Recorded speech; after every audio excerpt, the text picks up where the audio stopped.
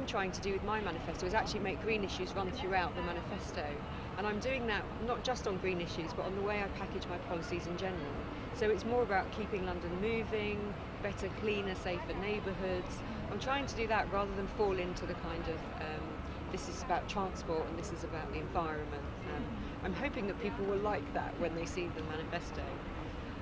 But if we start with kind of environmental policies, there are so many things that are already in place in London that aren't being enforced properly. So one of the things I think the Mayor should do is just enforce things that are already there. So for example, we've done a big push on homes insulation. People's behaviours come into play in this in a strange way. So it's kind of a win-win to insulate your home. So it saves you money, it's better for the environment, you use less energy.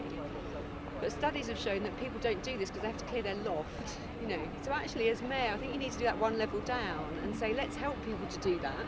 So not just have the schemes, but actually go in and see whether they're working. So from small things like that to big things, like we have a fantastic resource in the middle of London, see here, the Thames.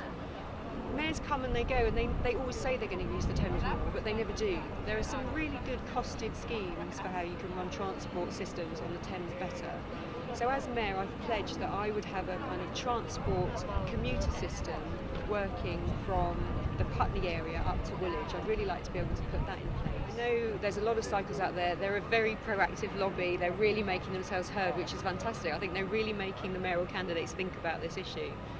London's quite a small, it's quite a crowded city. So unfortunately, I don't think we're ever going to be able to bring in the model that you see in Holland and places like that. We just don't have the physical space to do it. But other cities have used more creative shared space ideas. So for example, sometimes you can give over a whole pavement where you've got two pavements. You can give over one of those pavements to cyclists, to rollerbladers, so it's a different sharing of space, and that's what I think we need. We can take a lot of good ideas and best practice from other cities in this area. So New York have a 3-stage program where they have the ideal cycle routes that are very physically separated from cars. Then they have ones that are not quite as good and ones that are kind of what you do when you haven't got another option really.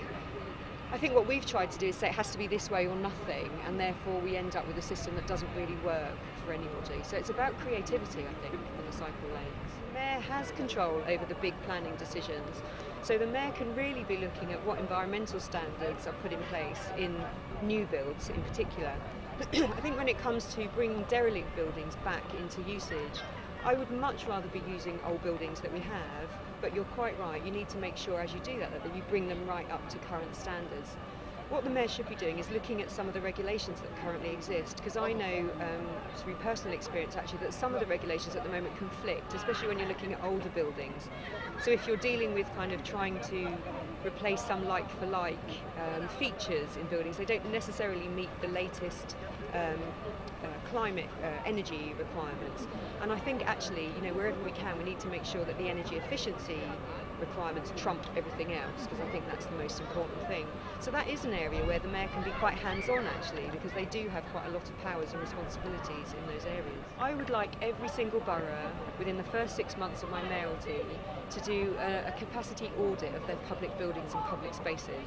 Because I know, again, having worked in government, that there are government public buildings all over London that come 5:30 lie unused. And I just don't think that's right, when I also know there are so many charities, organisations, youth groups that are really struggling to find venues to put on their initiatives. So let's marry those two together. So I'd like boroughs to do an audit of what space they've got available and then give as much of that over to the charities and the organisations in their borough, either at a really reduced rate, so if they're going to rent them out, fine, but ideally wherever they can, give them over for free, because some of these buildings even have staff and security guards overnight, so you can actually use some of these buildings. My pledge is let's make public buildings work for the public, and I think that's very, very doable.